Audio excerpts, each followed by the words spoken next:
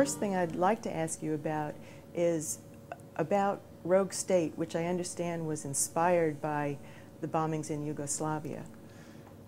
Yeah, we were told back in 1999 that the 78-day bombing of Yugoslavia was being done as an act of humanitarianism.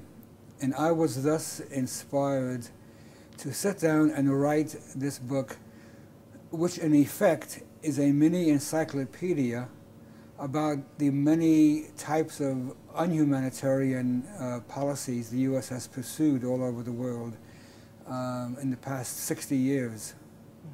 And I have chapters on each of the types of this unhumanitarianism, including the bombings and the overthrow of governments and the torture and so on. We have been promised a peace dividend. When the Cold War ended, the money now being spent on the military would be used for peaceful purposes. So what happened? We never got that dividend, not for 1 minute. In fact, when the Cold War ended, the U.S. foreign policy did not change at all. Maybe if you want to be suspicious, you might say the whole thing was a fraud. And I think it was a fraud. There was never any such thing as the international communist conspiracy. That was a phony thing from day one.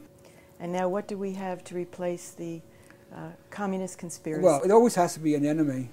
And now it's terrorism. And if it's not Saddam Hussein, then it's Osama bin Laden. Do you think we as Americans have a firm grasp of what democracy is? Those people out there are making decisions which affect my life on a daily basis sometimes and in important ways. And what influence do I have over those decisions? That's what it comes down to. Just voting for a certain congressman may sound nice in theory, but in practice, is that exerting influence over what he or his colleagues in Congress do?